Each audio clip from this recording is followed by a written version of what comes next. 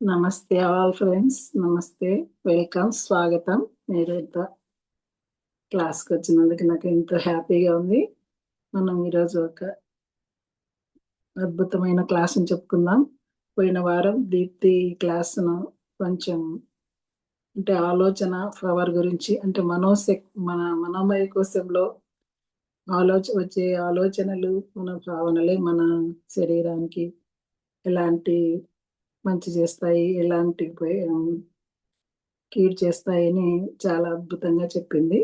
దాని కొనసాగింపుగా ఇంకా కొంచెం దాని గురించే మనం ఈరోజు మాట్లాడుకున్నాము. వాయిస్ వినిపిస్తుందా నాది? ఇంకా కొంచెం పెంచాలన్న వాయిస్? Okay, thank you.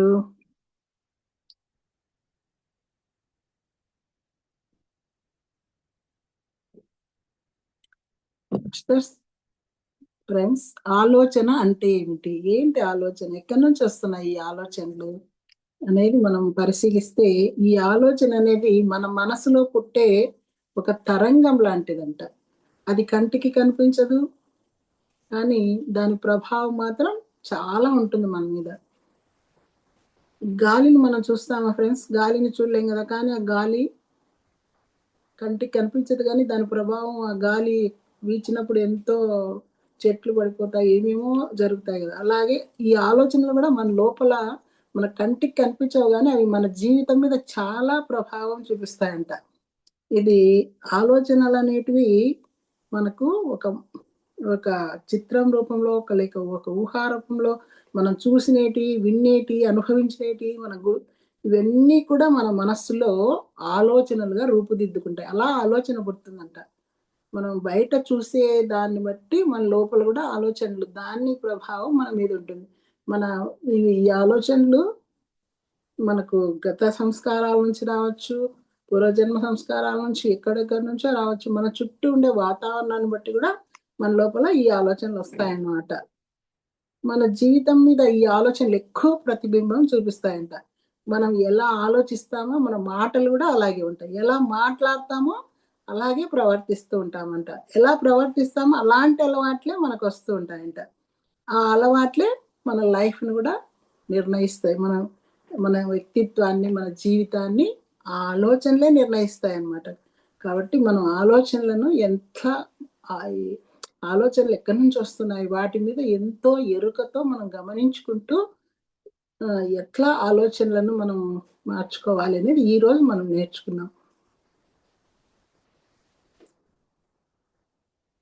మనం ఒకటి అనుకోవాలి, ఎన్నో ఆలోచనలు మనకు రోజుకు ఎన్ని వేల ఆలోచనలు వస్తుంటాయని చెప్తుంటారు. వాటిలో ఎన్ని ఆలోచనలు మనకు ఉపయోగపడుతున్నాయి, ఎన్ని మన శక్తిని తగ్గిస్తున్నాయి, ఏ ఆలోచన మన శక్తిని పెంచుతుంది, ఇట్లా ప్రతి క్షణము మనము ఎరుకతో ఉన్నట్లుంటే మనము ఈ ఆలోచనల ప్రభావాన్ని మన పైన తగ్గించుకొని ఎలాంటి ఆలోచనలు చేస్తే మన జీవితం అద్భుతంగా ఉంటుందని మనము డిసైడ్ అవ్వచ్చు అనమాట. కాబట్టి ఆలోచనలు ఇట్లాంటి ప్రభావం చూపిస్తాయని ఈరోజు మనం తెలుసుకున్నాము. ఒకసారి ఏమైందంటే, ఒక దినపత్రిక, ఆంగ్ల దినపత్రిక గెలుపుకు ఓటమికి తేడా ఏమిటి అన్న విషయం గురించి ఒక సంఘటనను ఉదాహరిస్తూ వారికి ఎవరైతే అద్భుతంగా రాస్తారో వారికి బహుమతి ఇస్తానని ప్రకటించిందంట. ఒక వ్యక్తి రాసిన ఆ ఒక గాథకు మొదటి బహుమతి వచ్చిందంట. ఏంటంటే, ఒక ఓడ సముద్రంలో పోతూ ఉంటుంది. పోతూ ఉన్నప్పుడు ప్రమాదం జరిగి ఆ ఓడ అంతా ముక్కలైపోతుంది. ముక్కలైపోయి ఆ ఓడలో వాళ్ళంతా మునిగిపోతూ ఉంటారు. ఒక 5 మంది మాత్రము వాళ్ళకి ఈత వచ్చనమాట. అద్భుతంగా ఈదుకుంటూ ఎలాగైనా గడ్డన పడాలి అని బాగా ఈదుతూ ఉంటారు. కానీ ఆ ఓడ చాలా ఒడ్డుకు చాలా దూరంలో జరిగింది సంఘటన. ఒడ్డు చేరాలంటే చాలా దూరం ఉంటుంది. కానీ అయినా ప్రయత్నం అయితే చేస్తూ ఉన్నారు. కానీ లాస్ట్‌కి ఏమైతుందంటే, వాళ్ళలో 5 మందిలో ఒకరు, అయ్యో! నేను ఇంకా ఏమి చేయలేను, ఈదలేను. నేను ఎంతో డబ్బులు అన్నీ సంపాదించుకున్నాను, అదంతా అనుభవించుకున్నాను, ఇక్కడ పోతున్నాను ఈ సముద్రంలో అని వెంటనే అతనికింక ఒక భయం ఏర్పడి నెగెటివ్‌లోకి వెళ్ళిపోతాడనమాట. అలా ఎప్పుడైతే అతడు ఆ నెగెటివ్‌గా ఆలోచించడం మొదలు పెడతాడో, అతను అలా ఇంగ ఈదలేకపోతాడు. అలా రెండో వాడు కూడా అలా, అయ్యో నా భార్య పిల్లలు కూడా ఈ సమయంలో లేరే, వాళ్ళని కూడా చూసే అదృష్టం నాకు లాస్ట్‌కి లేకుండా పోయిందే. ఎక్కడా లేకుండా, ఈ దిక్కు లేకుండా ఈ సముద్రంలో మునిగిపోతున్నానే, ఇలా ఆలోచనలు మొదలుపెడతాడు. అతను అలా ఆలోచించడం ఎప్పుడైతే మొదలుపెడతాడో అతను కూడా మునిగిపోతాడు. అలా ఇంకొకరు, ఇద్దరు, నలుగురు మునిగిపోతారనమాట. లాస్ట్‌లో ఇంకొకతను మాత్రం మిగులుతాడు.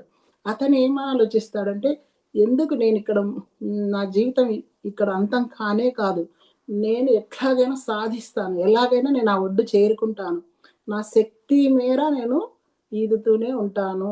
ఎక్కడో అక్కడ నాకు సహాయం లభిస్తుంది అని తను దృఢ దృఢ నిశ్చయం చేసుకొని ఈదడం మొదలు పెడతాడు. ఆపడు.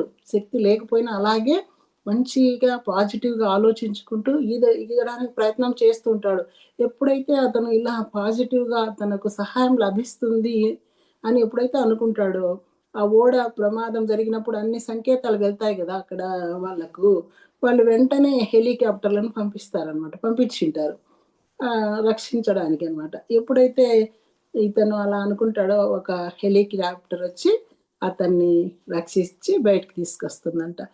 అక్కడ చూడండి, ఆలోచనలే వాళ్ళను ఎలా లాస్ట్‌కు ఆహ్, వాళ్ళకేమో అంతా వచ్చు, ఈత వచ్చు, శక్తి ఉంది. కానీ వాళ్ళు ఎప్పుడైతే నెగెటివ్, అంతవరకు బాగా ఈదగలిగారు. కానీ ఇంకా ఎప్పుడైతే వాళ్ళ మనస్సులో ఒక నెగెటివ్ థాట్ అనేదొచ్చిందో, వెంటనే మునిగిపోవడం స్టార్ట్ అయిపోయినారు.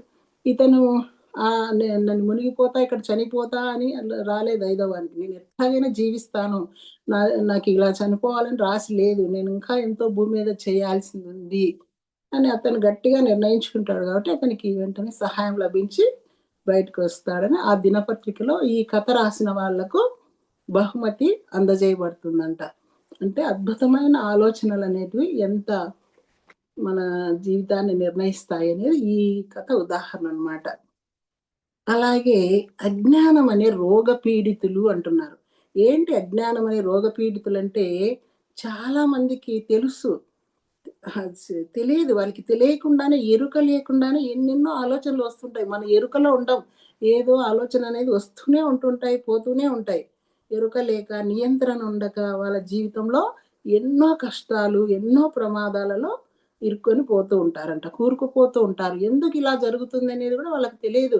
మన ఆలోచనలే వీటికి శక్తినిస్తున్నాము. మన ఆలోచనల ద్వారానే మన జీవితం ఇలా ఉంది అనేది తెలియనంత అజ్ఞానంలో ఉంటారు. చాలామంది ఉంటారు అని చెప్తున్నారు. కొంతమంది తమ ఆలోచనలు సరికానివని తెలుస్తాయి. కొంతమందికి తెలుస్తాయి, మనం సరిగ్గా ఆలోచించలేదు, మనం ఆలోచన విధానం మంచిది కాదు అని. కానీ వాటిని విడిచిపెట్టలేని అసమర్థతతో ఉంటారంట. విడిచిపెట్టాలంటే విడిచిపెట్టలేదు. వాటి ప్రభావం వాళ్ళ మీద ఎక్కువుంటుంది. వాటిని వదులుకోలేక అవస్థ పడుతూ ఉంటారనమాట. ఇట్లా అజ్ఞానంతో కొంతమంది, అహంకారంతో కొంతమంది, నాకే అంతా తెలుసు అనే భావంతో కొంతమంది, ఇలా ఎంతోమంది తమకు తామే హాని చేసుకుంటూ ఉంటారంట. ఈ ఆలోచనల వల్ల తమకు తామే హాని చేసుకుంటూ బాధపడుతూ ఉంటారంట. ప్రతి వ్యక్తి తన జీవితంలో జరిగే అన్ని సంఘటనలకు తన ఆలోచనలే కారణమని ఎప్పుడైతే తెలుసుకుంటారో, అప్పుడు వాళ్ళ జీవితము చాలా అద్భుతంగా ఉంటుంది అని చెప్తున్నారనమాట. ఆలోచనలనేటివి జీవం ఉండే శక్తులంట. అంటే వాటికి శక్తి ఎంతో ఉంటుంది. ఎంతో శక్తివంతమైనవట. అవి చాలా ప్రభావితం చేస్తాయి ప్రతి ఒక్కరిని. కాబట్టి ఆలోచనలు జీవం ఉండేటటువంటి శక్తులు అని చెప్తున్నారు. మనం ఏదైతే పూర్తిగా అత్యంత ప్రేమతో చేసే ప్రతి ఆలోచన గూడా ఎంతో అద్భుతమైన శక్తిని కలిగి ఉండి, మనకు అన్ని విధాల ఆనందకరమైన జీవితాన్ని ప్రసాదిస్తాయంట. మనం చేసే అంత ప్రేమపూరితమైన ఆలోచనలు మనకెంతో శక్తినిస్తాయి. ఆలోచనలు ఎట్లాంటివంటే సూక్ష్మంగా ఉంటాయి. మన కంటికి కనిపించవు. ఆ సూక్ష్మ శక్తులు. ఇప్పుడు చెట్లకు వేర్లున్నాయి. ఆ వేర్లు మన కంటికి కనిపించవు. కానీ చెట్టుకు ఆధారం వేర్లే కదా! ఆ వేర్లు అద్భుతంగా, బలంగా ఉంటేనే చెట్టు అద్భుతంగా పెరుగుతుంది. అలాగే మన ఆలోచనలు అద్భుతంగా ఉంటే మనము గూడా అద్భుతంగా జీవిస్తాం. మన కంటికి కనిపించవు కానీ, మన భౌతిక జీవితంలో జరిగే ప్రతి సంఘటనకి ఆలోచనలే మూలాధారము అని చెప్తున్నారనమాట. మనం తీసుకునే ఆహారాన్ని బట్టి గూడా మన ఆలోచనలుంటాయి. మనము తినే ఆహారం సాత్వికంగా బాగా ఉంటే, మన ఆలోచనలు కూడా సాత్వికంగా ఉంటాయి. మనం తీసుకునే ఆహారము హింసాత్మకమైనదిగా మనం హింసాత్మకమైన ఆహారం తీసుకుంటాం కదా, అది కూడా మన మీద ఎంతో ప్రభావం చూపిస్తుంది. కాబట్టి మనం తినే ఆహారం కూడా మన మీద, మన ఆలోచనల మీద ప్రభావం చూపిస్తుంది అని చెప్తున్నారు. మనం చేసే ప్రతి ఆలోచన కూడా మన కణాలపై ప్రభావం చూపుతుందంట. మంచి ఆలోచన చేస్తే ప్రతి కణం బలంగా ఆరోగ్యంగా తయారవుతుంది, ఎప్పుడు కూడా ఆరోగ్యంగా ఉంటాయి. అలా సరికాని ఆలోచనలు చేస్తే మన శరీరంలోని కణాలని రోగగ్రస్తమైపోయి దుఃఖము, అనారోగ్యానికి గురవుతాయంట. కాబట్టి మన అనారోగ్యాలకు కారణం కూడా ఆలోచనలే అని మనం అర్థం చేసుకోవాలి. చాలా అనారోగ్యాలకు ఆలోచనలే కారణం. కొన్ని కర్మ సిద్ధాంతం ప్రకారం ఉండొచ్చు కానీ మనకొచ్చే చాలా అనారోగ్యాలని మన ఆలోచనల వల్ల మనమే సృష్టించుకుంటున్నాం. మన మనసులో ఎటువంటి ఆలోచనలుంటే అలాంటి భావాలు మనకు ఎదురుగా వస్తూ ఉంటాయన్నమాట. స్నేహపూర్వకంగా ప్రేమతో కూడిన ఆలోచనలు ఉంటే మనకు ప్రపంచం అంతా కూడా అలాగే కనిపిస్తుంది. స్నేహపూర్వకంగా కనిపిస్తుంది, ప్రేమతత్వంతో కనిపిస్తుంది. మన ఆలోచనల లోపల అలాంటి భావాలు లేవనుకో, ప్రపంచం అంతా చాలా అన్యాయాలు జరుగుతున్నాయి, అక్రమాలు జరుగుతున్నాయి, ఇలాంటి ఆలోచనలు మనకేంటాయి, అవే ఎదురుపడతాయి మన కంటికి. లేదు, ప్రపంచంలో ఎంతో అద్భుతమైన వారున్నారు, ఎంతో స్నేహపూరితమైన వారున్నారు, ఎంతో ప్రేమతత్వంతో ఉండేవారున్నారని మనం ఎప్పుడైతే ఇలా ఆలోచిస్తాం, అలాంటి వాళ్ళే మన కళ్ళకి కనిపిస్తారు. మన లోపల ఎలాంటి భావన ఉంటే మన బయట ప్రపంచం కూడా అలాగే మన కంటికి కనిపిస్తుంది. మన లోపల ఆలోచన బట్టి మన బయట ప్రపంచం ఉంటుంది అనేది మనం ముఖ్యంగా గుర్తుపెట్టుకోవాల్సిన విషయం అన్నమాట. కోరికలకు మూల కారణం కూడా ఆలోచనే అంట. ఎలాంటి వ్యతిరేక ఆలోచన లేకుండా ఉంటే కోరికలనేవి తప్పకుండా, మన ఒక కోరిక ఉంది. దానికి ఆ కోరిక మంచి కోరికే, ఎలాంటి వ్యతిరేక ఆలోచనలు చేయకుండా మనం ఉన్నామంటే ఆ కోరిక తప్పకుండా నెరవేరుతుందంట. అలా కాకుండా మనకు ఒక కోరిక ఉంటుంది కానీ మనకెన్నో దాని ఆపోజిట్‌గా వస్తుంటాయి. ఇదెక్కడ నెరవేరుతుందిలే, ఇది నాకు జరగదులే, ఇలాంటి వ్యతిరేక ఆలోచనలు చేస్తాం కాబట్టి ఆ కోరికలు కూడా మనకు నెరవేరవు. ఎప్పుడైతే నీవు ఆ కోరిక ఒకటి నీ మనసులో ఉంది, అది ఖచ్చితంగా నాకు వస్తుంది అని నీకు బలమైన నమ్మకం ఉంటే, ఆలోచన ఉంటే ఖచ్చితంగా నీకు జరుగుతుంది అంటుంది. ఎలా అంటే ఒక తాబేలు ఉదాహరణగా చెప్తున్నారు. తాబేలు అనేది గుడ్లు పెట్టి సముద్రంలో ఆ ఇసుక కప్పేసి ఎక్కడో దూరంగా వెళ్ళిపోతుంది. ఇంక అక్కడ ఉండదనమాట ఆహారం. అది ఆ గుడ్లు చాలా, తాబేలు గుడ్లు చాలా రోజులు గాని బయటికి రావనుకుంటాను. అది పోతుంది కానీ తన ఆలోచన అంతా కూడా తన గుడ్ల మీదే ఉంటుందట. ఎంత దూరంలో, సముద్రంలో ఎంత దూరం వెళ్ళిపోయినా కూడా తన గుడ్ల మీదే తన ఆలోచన ఉంటుంది. అవి అవి పిల్లలుగా మారాలి అనే ఒక గొప్ప సంకల్పంతో ఉంటుందది. అలా తన ఆలోచనే ఆ గుడ్లు లోపల దాని మీద ఎవరు, ఏం పొదుగు ఇదంతా లేకుండానే అవి గుడ్లు పిల్లలు బయటకొచ్చి మెల్లగా ఇసుకనంతా తీసేసుకుంటూ సముద్రంలోకి వెళ్ళిపోతాయి. దానికి మళ్ళీ ఏమి అమ్మ, నాన్న ఏమి ఉండరు. ఆ తాబేలు లోపలికి వెళ్ళిపోతాయి అంతే ఇంగ. అలా ఆ తాబేలు గొప్ప ఆలోచన ద్వారా తన పిల్లలను ఆహ్, జీ బయటికి తీసుకొస్తుంది. ఇలాగే ఋషులుంటారు. మనం వింటూ ఉంటాం. గొప్ప గొప్ప ఆలోచనలు. వాళ్ళు ఇతరుల కష్టాలు పడుతున్నారంటే వాళ్ళకి ఎలాగైనా సహాయం చేయాలని, ఎంత దూరంలో నుంచైనా వాళ్ళు సహాయం చేస్తారు. ఇక్కడే మన దగ్గరే ఉండి చేయాలని లేదు. హిమాలయాలలో ఉండి కూడా ఇక్కడ పరిస్థితులను వాళ్ళు మార్చే అంత శక్తి వాళ్ళకుంటుంది. అంటే వాళ్ళ ఆలోచనలు అంత గొప్పవి.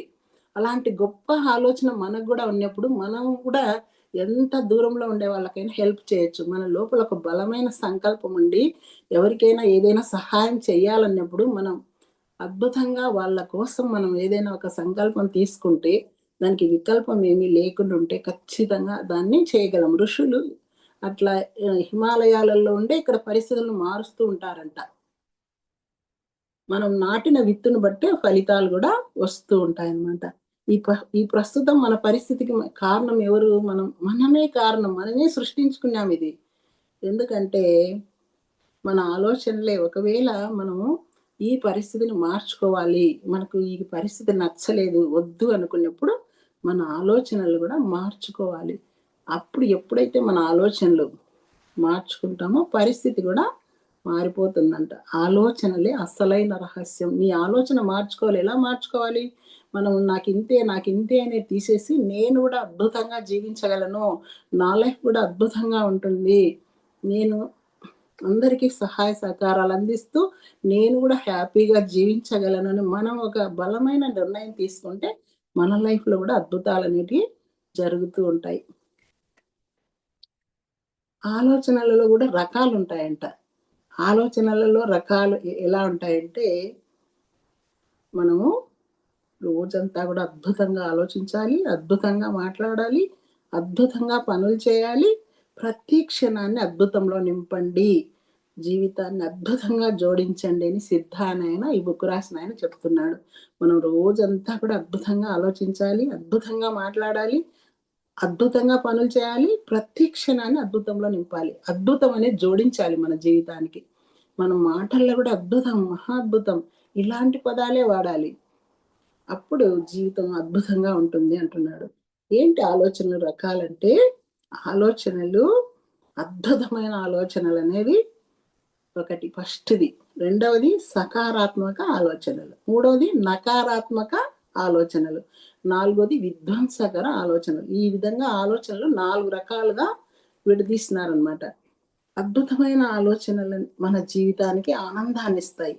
పాజిటివ్ ఆలోచనలు కష్టాలు, బాధలు లేని జీవితం అయితే ఉంటుంది. అది పాజిటివ్‌గా మనం ఆలోచించినప్పుడు కష్టాలు, బాధలు ఉండవు. సాధారణంగా సాగిపోతూ ఉంటుంది.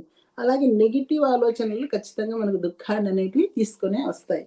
అలాగే ఇంక విధ్వంసకర ఆలోచనలు ఇంక మన మీద ఎంతో ప్రభావాన్ని చూపించి ఎన్నో ప్రమాదాలకు మనల్ని గురి చేస్తూ ఉంటాయంట. దీనికి ఒక ఉదాహరణ ఏం చెప్తున్నారంటే, ఒకతను వాళ్ళ విదేశాలలో వాళ్ళ స్నేహితుడు ఉంటాడంట. అతని విదేశాల నుంచి స్నేహితుడు ఫోన్ చేసి, నేను ఒక కారు మా అమ్మ నాన్న కోసం ఒక కారు కొన్నాను, నువ్వు ఎలాగైనా దాన్ని షోరూమ్ నుంచి తీసుకెళ్ళి మా అమ్మ నాన్నకు అందజేయగలవా అని ఫోన్ చేస్తాడంట. ఇంగ స్నేహితుడు అడుగుతున్నాడు కదా అని కాదనలేక అతను ఓకే చెప్తాడు. ఓకే చెప్పి ఈ విధంగా ఆలోచనలు అతని ఈ విధంగా ఉంటే ఎలా అనేది దానికి ఉదాహరణలుగా చూపిస్తున్నాడు. అతను అద్భుతంగా నా ఫ్రెండ్ అద్భుతంగా వాళ్ళ అమ్మా నాన్న కోసము కారు కొన్నాడు, నేను సంతోషంగా తీసుకెళ్ళి దాన్ని వాళ్ళ అమ్మా నాన్నకు అందజేస్తాడంటే ఎలాంటి ఆటంకాలు లేకుండా తీసుకెళ్ళి వాళ్ళ అమ్మా నాన్నకు అందజేయగలడు. అలా కాకుండా 2 సకారాత్మకంగా ఓకే నా ఫ్రెండ్ చెప్పాడు కదా నేను ఖచ్చితంగా ఇవ్వాలి, వాని మాట నేను ఎట్లా తోసిపుచ్చగలను అని అనుకోని తీసుకెళ్తే ఆ కార్‌ను షోరూమ్ నుంచి దారిలో ఎలాంటి ఇబ్బందులు ఏమి ఎదురవ్వకుండా వాళ్ళ అమ్మా, నాన్నకు ఆ కార్ అందజేయగలడు. అలా కాకుండా నెగెటివ్‌గా, నకారాత్మకంగా ఆలోచించినాడనుకో, అయ్యో! అసలు ఎందుకు ఒప్పుకున్నాను నేను? ఇప్పుడు ప్రమాదాలు ఎక్కువ జరుగుతున్నాయి. యాక్సిడెంట్లు ఎక్కువ జరుగుతున్నాయి. ఏమన్నా జరిగి ఆ కారుకేమన్నా అయితే, ఆ కారు నేను మళ్ళీ ఎలా తీసివ్వగలను వాళ్ళకు? నాకేమన్నా అయితే ఇలాంటి ఆలోచనలు అతనికొచ్చినాయనుకో, ఖచ్చితంగా ఏదో ఒకటి దారిలో కొంచెము ప్రమాదం జరిగి లాస్ట్‌కి చివరికి ఎట్లో అది చేర్చగలడు. అలా కాకుండా విధ్వంసకర ఆలోచనలొచ్చినాయనుకో, అయ్యో! నాకేం అస్సలు బుద్ధే లేదు. నేనెందుకు ఒప్పుకున్నానసలు? నేనెలా తీసుకెళ్ళగలను ఇప్పుడు? అసలు ఉండే పరిస్థితులు ఎలా ఉన్నాయి? ఎక్కడ చూసినా ప్రమాదాలే. నేను ఆ కార్‌ను వాళ్ళ ఇంటికి చేర్చే లోపల ఏదైనా యాక్సిడెంట్ కావచ్చు, ఏమైనా జరగచ్చు. ఏం జరిగితే ఆ కార్‌కేమన్నా అయితేనో, నాకేమన్నా అయితేనో ఇలా విధ్వంసకరంగా ఆలోచించినాడనుకో, ఖచ్చితంగా ఆ కారు ఆ ఇంటికి చేర్చలేరు. దారిలోనే ఏదో ప్రమాదానికి గురై ఆ కారు పాడైపోవడమో, అతనికి ఏదో ఒకటి దెబ్బలు తగలడమో జరుగుతాయన్నమాట. కాబట్టి మన ఆలోచనలను బట్టే మనము దానిని ఆ పనిని చేయగలము అని ఉదాహరణగా ఈ 4 ఆలోచనలు ఎలా ఉంటాయనే దానికి, ఈ అద్భుతంగా ఆలోచించినప్పుడు ఎలా చేస్తామో, పాజిటివ్‌గా ఆలోచించినప్పుడు ఎలా చేస్తామో, నకారాత్మకంగా ఆలోచించినప్పుడు ఎలా చేస్తామో, విధ్వంసకరంగా ఆలోచించినప్పుడు ఆ పని ఎలా జరుగుతుందనే దానికి ఇది ఉదాహరణగా చెప్పినారనమాట. ఇలా ఆలోచనలు గూడా రకరకాలుగా ఉంటాయి. ఇంకా అట్లనే సూచనలు, వాటి ప్రభావాలు. మనం ఎంతో మందికి సూచన ఇచ్చుంటాం. ఏదన్నా ఒకటి అడిగితే ఎవరైనా సలహా అడిగితే రకరకాల సూచనలు ఇస్తాంటాం. అలా చేయండి, ఇలా చేయండి, మీరు అలా చేస్తే బావుంటుంది, ఇలా చేస్తే బావుంటుంది. ఆ సూచనలు ఇచ్చేటప్పుడు గూడా మనము ఎట్లా పడితే అట్లా ఇవ్వకూడదంట. ఎందుకంటే అవి వాళ్ళ మీద చాలా ప్రభావం చూపిస్తాయి. కాబట్టి జాగ్రత్తగా వాళ్ళకి ఏం సలహా ఇస్తే బావుంటుంది, వాళ్ళ లైఫ్ బాగుపడాలంటే మనం ఎలాంటి సలహా ఇవ్వాలి అని ఆలోచించి ఇవ్వాలి గానీ, ఎట్లా అంటే ఎట్లా పడితే అట్లా సలహాలిస్తే వాళ్ళకు చాలా ప్రమాదం జరిగే అవకాశం ఉంటుంది గాబట్టి, మనం సూచనలు ఇచ్చేటప్పుడు గూడా చాలా జాగ్రత్తగా వాళ్ళకు హాని కలుగజేసే విధంగా లేకుండా సూచనలు ఇవ్వాలంటారు. ఇప్పుడు పిల్లలకి ఎక్కువ సూచనలు ఇస్తూ ఉంటాం మనం ఇంట్లో పిల్లలకు గూడా. అలా చేయి, ఇలా చేయి, ఇలా బావుంటుంది. ఇలా అని వాళ్ళ మీద అన్ని మన ఆలోచనలన్నీ వాళ్ళకి రుద్దుతూ ఉంటామనమాట. పిల్లలకు సూచనలు ఇచ్చేటప్పుడు గూడా వాళ్ళకు అవి ఎంత ప్రభావాన్ని చూపిస్తాయి వాళ్ళ మీద అనేది ఎరుకతో గమనించి ఎలాంటి సూచన ఇవ్వాలని మనం జాగ్రత్తగా పిల్లలకు గూడా సూచనలివ్వాలి అంటున్నారు. ఆ కృష్ణుడు అర్జునునికి మంచి సూచనలిచ్చినాడు గాబట్టే యుద్ధంలో విజయం సాధించేదానికి కారణమైనాడు. అలా కృష్ణునిలాగా మనం ఎప్పుడు మంచి మంచి సూచనలు ఇస్తూ ఉండాలి అని చెప్తున్నారు. ఇప్పుడు సినిమాలున్నాయి. సినిమాలు గాని, సోషల్ మీడియాలు ఇవన్నీ గూడా యువతపై ఎక్కువ ప్రభావం చూపిస్తాయి గదా! కాబట్టి అవన్నీ గూడా ఆ సినిమాలు ఎలా ఉండాలి? యువతకు మంచి సందేశాన్ని ఇచ్చేటటువంటిలుగా ఉండాలి. అవి అలా కాకుండా యువతను చెడగొట్టే విధంగా ఉంటే ఆ ప్రభావం వారి మీద చాలా ఎక్కువగా ఉంటుంది. కాబట్టి ఇవన్నీ కూడా ఇలాంటివన్నీ కూడా మంచి సూచనలను అందరికీ ఉపయోగపడే సూచనలను ఇస్తూ ఉంటే అప్పుడు ప్రపంచంలోనే అద్భుతాలు జరుగుతాయి అంటున్నారు. అలాగే డాక్టర్లున్నారు. ఇప్పుడు ఒక రోగి డాక్టర్ దగ్గరికెళ్ళాడు. ఆ డాక్టర్ ఇచ్చే సూచనల మీద ఆ రోగికి ఎంతో ప్రభావం చూపిస్తుంది. "నీకేం కాదులే, ఇది ఏం చేయదు నిన్ను." ఎంత పెద్ద జబ్బయినా గూడా ఆ డాక్టర్ మంచి సూచనలిచ్చి వాళ్ళను ప్రేమతో "ఏమీ కాదు, బాగవుతుంది తొందరగా" అంటే ఖచ్చితంగా అదే సగం రోగాన్ని తగ్గిస్తుంది. కాబట్టి సూచనలిచ్చే వాళ్ళంతా కూడా ఎవరికైనా చాలా జాగ్రత్తగా ఎలా ఇస్తే అలా వాళ్ళని అవతల బావుంటుందని ఆలోచించి ఇవ్వాలి. డాక్టర్ అలా కాకుండా ఇది బాగయ్యే జబ్బు గాదు. నీకు ఇంతే అని చెప్పినాడనుకో ఆ రోగి ఇంగా తొందరగా చనిపోయే అవకాశాలు గూడా ఉంటాయి. ఇంగ రోగం ఎక్కువైపోయి. కాబట్టి ప్రతి ఒక్కరూ సూచనలిచ్చేటప్పుడు గూడా చాలా జాగ్రత్తగా ఉండాలి అని చెప్తున్నారనమాట. ఇలా ఆలోచనలు మనల్ని ఎంతో, ఎంతో ప్రభావం చూపిస్తాయి. ఎప్పుడు ఎంతో ఎరుకతో మనం ఈ ఆలోచనలను గమనించుకుంటూ మన జీవితాన్ని నడిపించుకుంటూ ఉండాలి. ఆలోచనలు, సిద్ధాంతాలు అంటే ప్రతి మనిషి తన ఆలోచనల ఫలితమే. అతడు ఎలా ఆలోచిస్తాడో అలా తయారవుతాడని బుద్ధ గూడా చెప్పాడంట. మన ఆలోచనలు మనమే సృష్టించుకుంటున్నాం గదా! మన వాస్తవాల మన వాస్తవాలను మనమే సృష్టించుకుంటాం. ఇది మార్చలేని సిద్ధాంతం. ఒక సిద్ధాంతం అంతే. కాబట్టి దీని ప్రకారము ప్రతి సంఘటనకు ఒక కారణం ఉంటుంది. అది ఎలాంటి సంఘటనైనా మాత్రం ఖచ్చితంగా ఉంటుంది. ఎందుకంటే ఆలోచనలు లేనిది సృష్టి అనేది జరగనే జరగదు. ఈ సృష్టి జరిగింది అంటే అది ఒక ఆలోచనల వల్లనే జరిగింది అంటున్నారు. మనము ఏదైనా ఒకటి సృష్టించాలి. మనం ఒక కారు కొనుక్కోవాలి. ఒక ఆలోచన వస్తేనే కదా మనం కారు కొంటాము. ఏదైనా మనకు ఒక పని మనం చెయ్యాలి అంటే ముందు ఆలోచన వస్తుంది. ఆలోచన వచ్చిన తర్వాతనే మళ్ళీ మనము కార్యరూపంలో తీసుకురావడానికి ప్రయత్నిస్తాం. ఆలోచన ముందొస్తుందన్నమాట. ప్రస్తుతము ఈ పరిస్థితులన్నీ గూడా మనము సృష్టించుకున్నవే. మనం ఏ పరిస్థితిలో ఉన్నామో, ఏ అనారోగ్యాలతో ఉన్నామో, ఏ సుఖ సంతోషాలతో ఉన్నామో, ఇవన్నీ కూడా మనం సృష్టించుకున్నవే. ఎవరో మనకు దేవుడు మనం అనుకుంటాం. దేవుడు మాకెందుకిలా జేశాడు? దేవుడు నన్నెందుకు ఇంత కష్టపెడుతున్నాడు? వాళ్ళెందుకు నన్నిలా అన్నారు? వీళ్ళెందుకిలా అన్నారు? ఇవన్నీ కూడా ప్రతి ఒక్కటి కూడా మనం సృష్టించుకున్నవే. ఎవ్వరు మన మీద రుద్దలేదు బలవంతంగా. మనమే ఇవన్నీ సృష్టించుకున్నాం అంటున్నారనమాట. మరి కొంతమంది అడుగుతుంటారు. ఎందుకు అనారోగ్యాలు మనం ఇయన్నీ ఎందుకు కోరుకుంటాము? మనకు అనారోగ్యం రావాలని కోరుకుంటామా? ఎవరైనా మనం అలా అనుకుంటామా అంటారు. కానీ కొన్ని కొన్ని సార్లు మనకు తెలియకుండానే మన లోపల కొన్ని కొన్ని పరిస్థితులు ఇప్పుడు ఒకతను ఉద్యోగం చేస్తూ ఉంటాడు. ఆ ఉద్యోగం అతనికి నచ్చదు. అతనికి నచ్చకపోతే పదే పదే నాకెందుకు ఈ ఉద్యోగం ఎలా తప్పించుకోవాలి? ఎలా తప్పించుకోవాలి ఇక్కడి నుంచి అని లోపల ఒక బలమైన ఆలోచన ఉంటుంది. ఎప్పుడైతే అలా ఆలోచిస్తూ ఉంటాడో అతనికి ఏదో ఒక పెద్ద జబ్బొచ్చి సరే ఇంక నీకు ఉద్యోగం వద్దు గదా! ఈ జబ్బుతో నువ్వు ఇంట్లో కూర్చో అన్నట్లు ఆ జబ్బొచ్చేస్తుంది. అట్లా అన్నమాట. ఏది రావాలన్నా గూడా ఒక కారణం లోపల మనకు తెలియకుండానే జరిగిపోతుంటాయి. కాబట్టి ఎరుకతో ఉన్నప్పుడు ఇలా ఆలోచిస్తున్నానే నేను, ఇలా ఆలోచించకూడదు గదా! అని ఆ ఉద్యోగం నచ్చకపోతే నువ్వు ఇంకోటి మార్చుకోవడానికి నెమ్మదిగా ప్రయత్నం చేయాలి. పదే పదే నాకిది నచ్చలేదు అని బాధపడుతూ కూర్చుంటే అక్కడ మన లోపల జరగాల్సినవన్నీ జరిగిపోతూ ఉంటాయన్నమాట. కాబట్టి మన ఆలోచనలు ఎట్లా ఉన్నాయి? మనల్ని ఇబ్బంది కలిగించేటిగా ఉన్నాయా? మనకు అనారోగ్యాలు తెచ్చేటిగా ఉన్నాయా? అనేది గూడా చాలా ఇంపార్టెంట్ అన్నమాట. ఈ ఆలోచనలు కవచకుండలాంటివంట. మనం రక్షిస్తూ ఉంటాయి, భక్షిస్తూ ఉంటాయి. 2 రకాల ఉంటాయి. మనల్ని బట్టే మన ఆలోచనలు ఉంటాయన్నమాట. ఆలోచనలు లా ఆఫ్ అట్రాక్షన్ అంటే ఈ ఆలోచనలు మనం ఏది కావాలంటే అది అట్రాక్ట్ చేయొచ్చు ఆలోచనల ద్వారా. మనం ఇతరులను ద్వేషిస్తే మనం ద్వేషించే పరిస్థితులే వస్తాయి గదా! మనకు మనం ఎవరినన్నా తిట్టినామంటే మళ్ళీ తిడతారా? మనల్ని ప్రేమగా చూస్తారా? చూడరు గదా! వాళ్ళకి ఖచ్చితంగా ఆ కోపం అనేది ఉంటుంది. కాబట్టి మనం ఏది ఇవ్వకుండా మనకి ఏది రాదు. ప్రేమ ఇస్తే ప్రేమొస్తుంది. డబ్బిస్తే డబ్బొస్తుంది. ఏదిస్తే అదే మనకొస్తూ ఉంటుంది. ఎప్పుడు కూడా మన ఆలోచనలు ఎలా ఉండాలి? నిస్వార్థంగా ఉండాలి. ప్రేమతో ఉండాలి. ఇతరులకు మంచి జరగాలని చేసే ఆలోచనలు అవే మళ్ళీ తిరిగి మనల్ని చేరి మనకు ఎంతో శక్తిని, ఆరోగ్యాన్ని ఇస్తాయంట. ఇది ఒక విశ్వ నియమం. దీన్నెవ్వరు మార్చలేరు. విశ్వంలో ఒక నియమాలుంటాయి విశ్వానికి కొన్ని.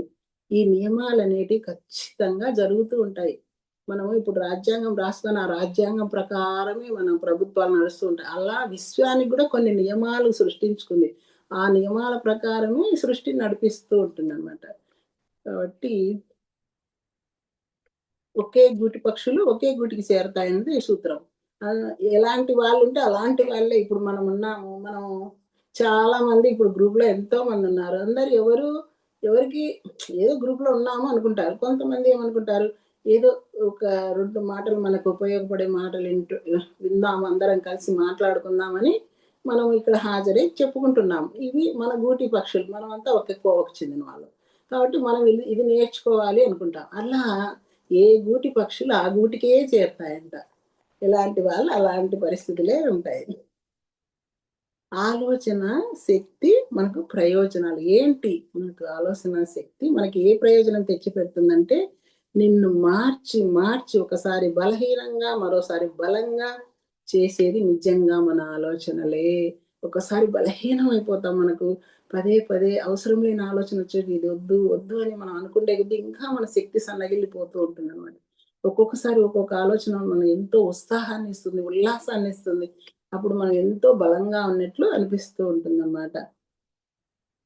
మనకేదైనా ఒక మంచి ఆలోచన మన మనస్సును అత్యంత గాఢంగా మన మనస్సు ఒక బాగా శక్తివంతమైన ఆలోచనలను గాఢంగా విశ్వసించినామంటే అది జరిగి తీరుతుందని నిరూపించగలను అని లాహిరి మహాశయుడు కూడా చెప్పాడంట. నువ్వు ఏదైతే నీకు ఒక మంచి ఒక శక్తివంతమైన ఆలోచన నువ్వు అది ఖచ్చితంగా జరుగుతుందని నువ్వు గాఢంగా నమ్మినావంటే ఖచ్చితంగా జరిగి తీరుతుంది అని ఆయన లాహిరి మహాశయుడు అంత గొప్ప ఆయనే చెప్పాడనమాట.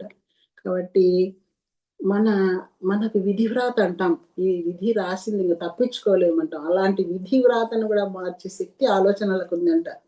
ఎన్ ఎంత ఎందుకంటే తన ఆలోచనల ద్వారానే మన విధి వ్రాతను కూడా మనమే సృష్టించుకున్నాం. కాబట్టి మన విధి వ్రాతను మార్చుకోవాలంటే మళ్ళీ అక్కడ ఆలోచనే ఉపయోగపడుతుంది.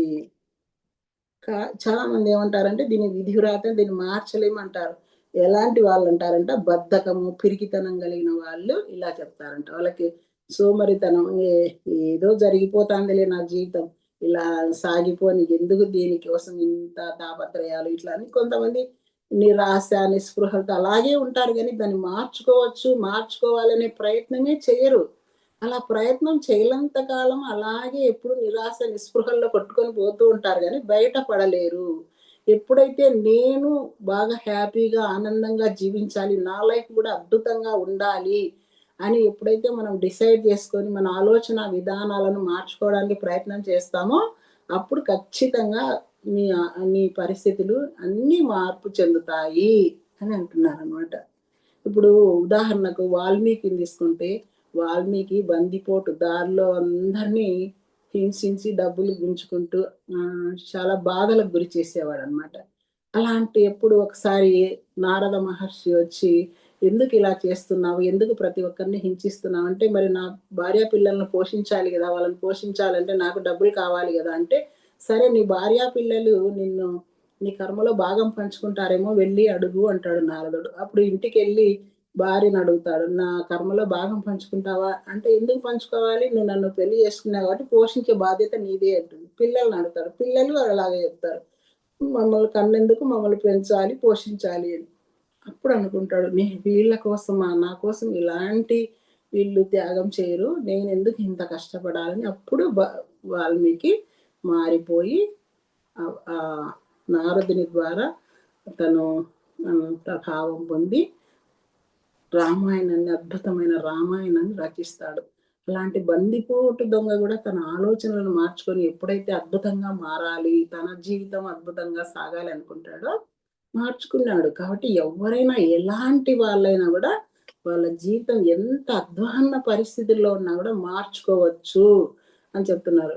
ఆలోచన మారితే నీ జీవితం మారుతుంది. నీ ఆలోచన మారనంత కాలం నీ జీవితం అలాగే సాగిపోతూ ఉంటుంది. నేనింతే అనేది అనుకోకూడదు. ఒక అద్భుతమైన శక్తి, నాలో అనంతమైన శక్తి ఉంది. నేను ఎలాగైనా నా జీవితాన్ని అద్భుతంగా మార్చుకోగలను. నా విధి వ్రాతను కూడా నేను మార్చుకోగలను అని మనం ఎప్పుడైతే డిసైడ్ అవుతామో అన్ని మార్పులు చెందుతాయి.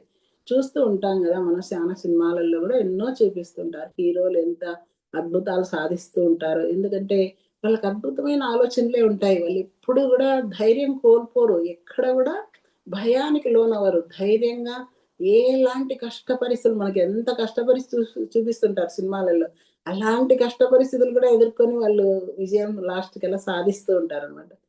అలా ఎందుకు అవన్నీ కూడా మనం ఆదర్శంగా కొన్ని కొన్ని మనకు ఉదాహరణలుగా కూడా ఉంటాయి.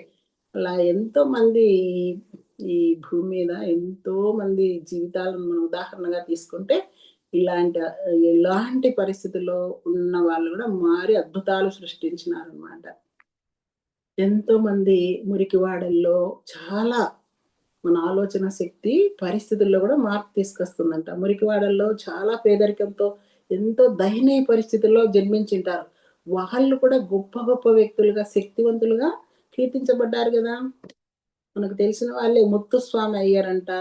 ఆయన హైకోర్టు జడ్జిగా అవుతాడంట. అంటే మురికివాడల్లో జన్మించి హైకోర్టు జడ్జి స్థాయికి ఎళ్ళగలిగాడు. అలాగే అంబేద్కర్ కూడా ఒక సాధారణంగా బీద కుటుంబంలో పుట్టి రాజ్యాంగాన్ని రచించినాడు. అలాగే మన అబ్దుల్ కలాం, ఆయన కూడా ఒక ముస్లిం కుటుంబంలో, చాలా బీద కుటుంబంలో పుడతాడు. కానీ చిన్నప్పటి నుంచి వాళ్ళ ఆలోచనలు అద్భుతంగా ఉంటాయి. మనం ఎలాగైనా ఈ పరిస్థితులను మార్చుకోవాలి. అందరి చేత అవమానించబడుతూ ఉంటాడు అంబేద్కర్ కూడా అట్లా. కొంతమంది అవమానించబడుతుంటారు. ఆ అవమానాలు వాళ్ళు పట్టించుకోరు. మనము ఈ పరిస్థితులను ఎలా మార్చుకోవాలన్నదే వాళ్ళ దృష్టి ఉంటుంది. మిగతా వాళ్ళు ఏం అవమానిస్తున్నారా అదంతా లేకుండా ఎప్పుడైతే వాళ్ళ ఆలోచనలన్నీ తన మార్పు మీదనే ఉంటాయో వాళ్ళు ఖచ్చితంగా ఆ పరిస్థితులన్నీ మార్చుకొని అద్భుతంగా వాళ్ళ జీవితాలను తయారు చేసుకోవచ్చు. అలాగే మనకి ఎంతో మంది ఉదాహరణలుగా మనం చూస్తే చరిత్రలో ఇలాంటి వాళ్ళు ఎంతో మంది ఉంటారు. వాళ్ళ ఆలోచన శక్తి ద్వారానే వాళ్ళు పరిస్థితులు కాదు వాళ్ళను, ఆ పరిస్థితులను లెక్క చేయరు. ఎలాంటి పరిస్థితులైనా ఉండొచ్చు. ఎలాంటి స్థితిలో అయినా మనం ఉండొచ్చు. మనం సాధించాలి అనే ఒక గొప్ప ఆలోచనే వాళ్ళ జీవితాలను అద్భుతంగా తీర్చిదిద్దుతుందనమాట. మన ఆలోచనల ప్రభావం మన ఆరోగ్యం మీద కూడా చాలా ఎక్కువ చూపిస్తుంది అంటున్నారు. మన మనస్సు నిరుత్సాహపూరితమైతే శరీరము ఏ పని చేయలేదు. ఎప్పుడు నిరుత్సాహంగానే ఉంటుంది శరీరం కూడా. మన ఆలోచన బట్టి మన శరీరం ఉంటుందన్నమాట. అందుకే రోగం మొదట మనస్సుకొస్తుంది. చెప్పుకున్నాం గదా! దీప్తి చెప్పింది. మనోమయ కోశంలో ముందు స్టార్ట్ అవుతుంది. మనస్సు అంటే మనోమయ కోశం. ఆ తర్వాత శరీరానికి, వెంటనే శరీరానికి రాదు. మనసులో నుంచి, అంటే మనసులోనే ఆలోచనలు పుట్టేది. తర్వాత శరీరానికి వస్తుంది. ఎప్పుడు మన వ్యాధుల గురించి కొంతమంది ఉంటారు. ఏదైనా ఒక చిన్న రోగం వచ్చినా గూడా ఎంతో బాధపడుతూ నాకు అనారోగ్యం ఉంది అని నిరంతరం దాని గురించే ఆలోచిస్తూ ఉంటారనమాట. కొంతమంది హ్మ్. కొన్ని రకాల అనుకుంటుంటారు. ఫలాంది తింటే ఫలానా జబ్బొస్తుంది. ఫలానా తింటే క్యాన్సర్ వస్తుందంట. అలా చేస్తే ఇదొస్తుందంట. ఇవన్నీ కూడా మన ఆలోచనలే. మనం తింటే రావడంలే. అక్కడ తింటే కొంత ప్రభావమే మన శరీరం మీద చూపియచ్చు అవి మనం తినకూడని వస్తువులు. కానీ మన ఆలోచనే మన శరీరం మీద ఎక్కువ ప్రభావం చూపించేది మన ఆలోచనలే. భయంగా మనం అది తింటే ఇలా, ఇది తింటే ఇలా అని ఎప్పుడు ఆలోచించుకుంటూ ఏది సంతృప్తిగా తినకుండా ఇలా ఉంటామో అప్పుడు మనకు ఖచ్చితంగా ఏదో ఒక అనారోగ్యం అనేది భయంతో ఎవరైతే ఉంటారో వాళ్ళకే ఎక్కువొస్తాయి. ఉదాహరణకు మా సార్ గూడా అట్లా ఎక్కువ షుగర్ ఉందని ఇంకా ఎక్కువ దాని గురించి శ్రద్ధ తీసుకొని ఇంకా ఏదో జేయాలి, ఇంకా ఎలా అలా ఎప్పుడు మనం దాన్నే పట్టుకొని ఉంటాం అనమాట. ఇలా తినకూడదు, అది తినకూడదు, ఇది తినకూడదు, అది తింటే ఇంకా ఎక్కువైతుంది. ఇలా ఉండేది ఇంకా మన ఆలోచనల వల్లనే ఎక్కువ మన శరీరం మీద ప్రభావం చూపిస్తూ ఉంటదనమాట.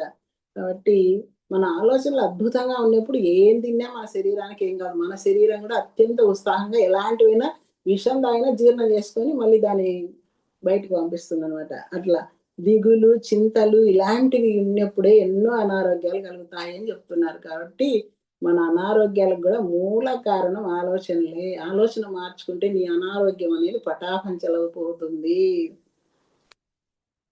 ఇవన్నీ ఇంకా మనం ఎంత సంతృప్తిగా జీవిస్తాము, ఎంత నైతిక విలువలతో జీవిస్తాము, ఇంకా యోగా చేయడము, ధ్యానం చేయడము, ఇవన్నీ కూడా మనం మన ఆరోగ్యాన్ని కాపాడుతూ మనకెంతో బలమైన శరీరాన్ని ఇస్తూ ఉంటాయన్నమాట. కాబట్టి మనం ధ్యానం చేయాలి, యోగా చేయాలి, మంచిగా సంతృప్తిగా జీవించాలి. మనకి ఏదుందో దాంతోనే సంతృప్తిగా జీవించాలి. అది లేదు, ఇది లేదు, ఇంకా ఏదో చేయాలి, ఇంకా ఎంతో కావాలి, ఇంకా ఏదో సాధించాలి. ఏది అవసరం లేదు. మనకి ఏదుంది ప్రస్తుతం ఎలా ఉన్నాము, దాన్ని సంతృప్తిగా ఉంటే నీకు రావాల్సినవి అవే వస్తాయి. నువ్వేం కోరుకోవాల్సిన అవసరం లేదు. కాబట్టి నువ్వెలా జీవిస్తున్నావనేది గూడా ముఖ్యమే. ఎలాంటి విలువలతో జీవిస్తున్నావు అనేది గూడా చాలా ఇంపార్టెంటు. అలా ఉన్నప్పుడు ఈ మన శరీరం కూడా బలంగా ఉండి ఎలాంటి రోగాన్ని మన దగ్గరికి రానీయదనమాట. నేను అద్భుతమైన ఆరోగ్యం కలిగి ఉన్నానని పదే పదే చెప్పుకుంటూ ఉండాలంట. అలాంటి భావాలతో ఉండాలి. ఆ ఊహాకర చిత్రాలను కూడా సృష్టించుకోవాలి. ఎంత అద్భుతంగా ఉన్నామో, ఎంత ఆనందంగా ఉన్నామో, ఎలాంటి లైఫ్ జీవిస్తున్నామనమాట. అలాంటి అప్పుడు మనకు అనారోగ్యాలనేవి రావు. కాబట్టి మన మనస్సు ఎప్పుడు ఎలా ఉండాలి? ఉత్సాహంగా, ఉల్లాసంగా ఉండే పనులు చేసుకుంటూ అలాంటి ఆలోచనలే కలిగి ఉండాలి అని చెప్తున్నారనమాట. ఆలోచనా శక్తి అభివృద్ధికి మార్గాలు. ఆలోచనలు బలము మన జీవం ఉన్న శక్తులని చెప్పుకున్నాం గదా! మనము నిశ్చలమైన మనస్సు, ఏకాగ్రతతో ఉంటే మంచి ఆలోచనలు చేస్తాం. అవసరమైనది మనకు ఉపయోగపడిన ఆలోచనలు మనకు దగ్గరికి ఎప్పుడైతే ఎరుకతో ఉంటామో మన దగ్గరికి రానియ్యం మనం. అవి మనకు రాకుండా చేసుకోగలిగే శక్తి మనకుంది. కాబట్టి ఎప్పుడు ఉత్సాహంగా, ఉల్లాసంగా ఉండాలి. ఏకాగ్రతగా ఉంటే మన ఆలోచన శక్తి గూడా పెరుగుతుంది. భౌతిక వస్తువుపై మన దృష్టి ఒక పువ్వు మీద, మహాత్ముల చిత్రపటాలపై లేకుంటే ఇలా దేవతా చిత్రాల పటాలపై దృష్టిని ఉంచి తదేకంగా గమనిస్తూ ఉన్నప్పుడు ఏకాగ్రత పెరుగుతుంది అంటారు. నీకు ఏకాగ్రత రాలే, పదే పదే ఆలోచనలొస్తున్నాయి. అప్పుడు నువ్వేం జేయాలి? ఏదో ఒక దాని మీద నీ దృష్టి పెట్టి దాన్ని గమనిస్తూ ఉంటే నీకప్పుడు ఏకాగ్రతొచ్చి ఆ ఆలోచన నీ నుంచి విడిపోతుంది. అలా అని చెప్తున్నారనమాట. అప్పుడు ఆ ఏకాగ్రతగా ఉన్నప్పుడు మనం ధ్యానం గూడా చేసినప్పుడు అద్భుతంగా ధ్యాన స్థితిలోకి పోతాం. అలా ఒకే సమయంలో మనం రోజు ధ్యానం చేస్తూ ఉంటే, మన ఆలోచన శక్తిని అభివృద్ధి చేసుకోగలం. మన ఆలోచనలను మార్చుకోవాలంటే ధ్యానం గూడా చాలా ఇంపార్టెంట్. మనం ధ్యానంలో కూర్చున్నప్పుడు ఎన్నో ఆలోచనలొస్తుంటాయి. మనం ఆలోచనలను సాక్షిభూతంగా గమనిస్తూ, గమనిస్తూ, గమనిస్తూ ఉన్నప్పుడు మనం ఆలోచనలనేటివి మన శ్వాస మీద ధ్యాస పెట్టి వాటిని గమనిస్తూ ఉన్నప్పుడు అవి తగ్గిపోతూ, తగ్గిపోతూ వస్తాయి క్రమంగా. ఆలోచన రహిత స్థితికి మనం చేరుకుంటాం. అలా ధ్యానం చేస్తూ, చేస్తూ ఉన్నప్పుడు మనలో అద్భుతమైన ఎనర్జీతో మనము మన ఆలోచనలను మార్చుకునే శక్తి మనకొస్తుందనమాట. మన ఆలోచనలను ఎలా నియంత్రించుకోవాలో గూడా మనం కొంచెం తెలుసుకుందాం. మనకు మనమే సూచనలు ఇచ్చుకోవాలంట. నా పరిధిలో ఉన్న అన్ని విషయాలను నేను అద్భుతంగా నాకు అనుకూలంగా మార్చుకుంటాము అని మనకు మనమే చెప్పుకోవాలి. ఇది నా చేతుల్లోనే ఉంది. ఎవరు బయట వారొచ్చి నన్ను మార్చలేరు. నన్ను నేనే మార్చుకోగలను అని పదే పదే మనకు మనమే సూచనలు ఇచ్చుకుంటూ ఉండాలనమాట.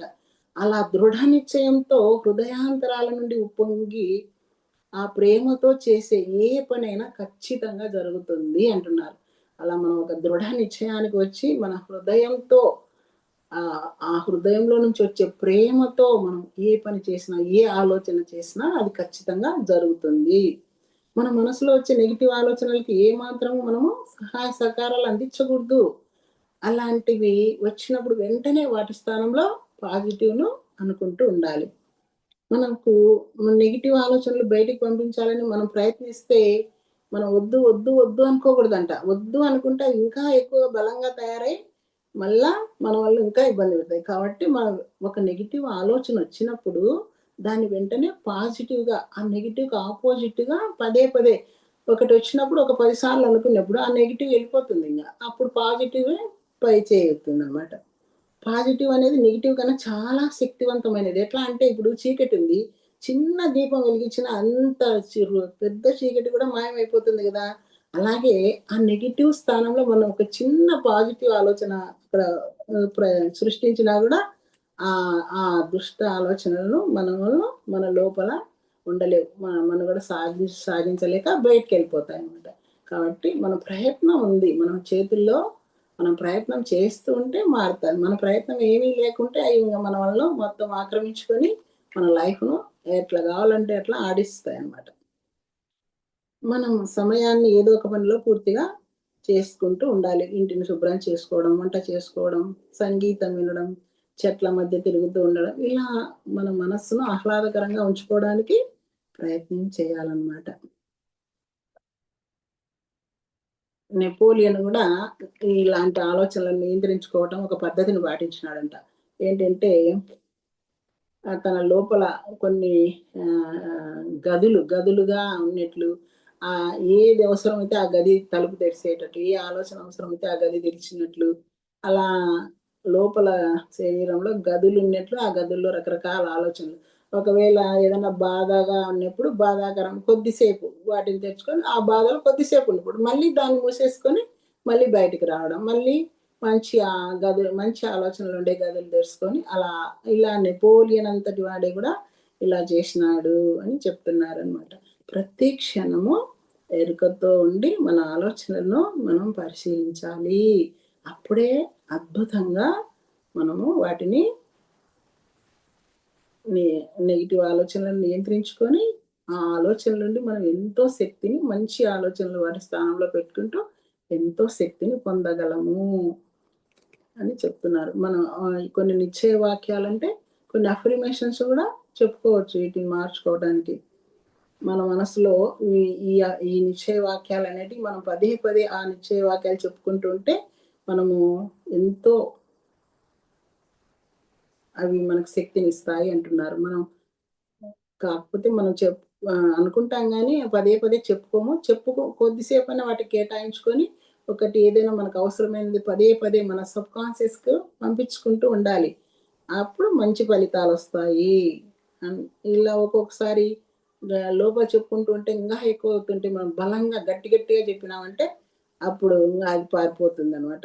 కాబట్టి ఎప్పుడు ప్రస్తుత క్షణంలోనే ఉండాలి. ప్రెజెంట్ మూమెంట్‌లో ఉండాలి.